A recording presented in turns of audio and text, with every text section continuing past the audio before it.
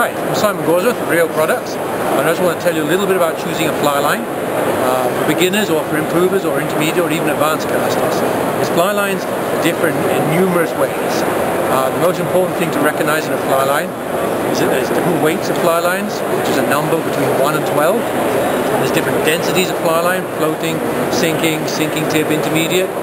And then there's also different shapes of fly line, weight forwards, double tapers, which in the fly line world is called profile. Let's talk about the most generic fly line of all, which is a weight forward type of fly line. The weight forward lines are kind of a fat front end and a thin back end. That's why it's called a weight forward. And they differ in many respects. Like some fly lines are going to have a very long, fine front taper. Some fly lines are going to have a very short front taper. And the taper is very, very important to you as a caster. If you're going to cast a heavy fly, or you're going to cast split shot or an indicator or something like that, then the worst possible thing you could do is choose a fly line with a long, long front taper, because there's no energy to turn it over.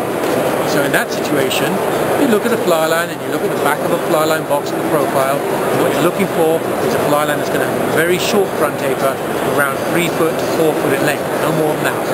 And that's going to have enough mass to turn over big flies or indicators and split shot. And on the other end of the scale, if you're looking for a more soft presentation type of line, you don't want a line with a 4 foot taper. That's going to turn over with a great big crash and land on water with a little bit too much impact and spook some fish. So you're looking for a line that's got a longer front taper, give you a little softer presentation, not spook the fish so much. So there's just two simple ways, two simple things to look at when you're choosing a fly line for the ideal trout situation. And then the only other thing I'd look at, and this is kind of like the grey area of fly fishing, fly line design, and that is the weight of a fly line. Now a fly line is kind of regulated in some way by a standard called the AFMA standard. And the AFMA standard tells us, for example, that if we have a 5-weight fly line, it's got to weigh around 140 grains at 30 feet. I know that's just numbers, but basically we can make a fly line that says a 5-weight that's going to be exactly a 5-weight. We'll make a fly line that's a little bit heavier, like a 5 1/4. We'll make a fly line that's a bit heavier, like a 5 1/2.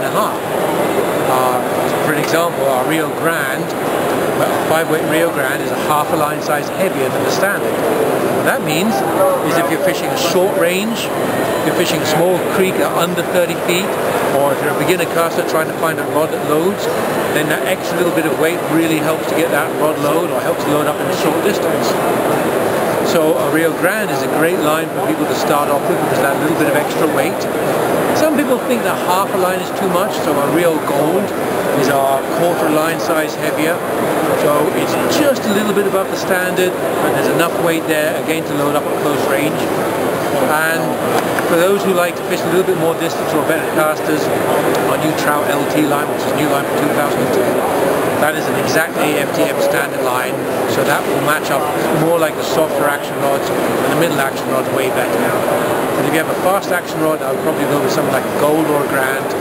Softer action rod, probably go with something like a Trout LT.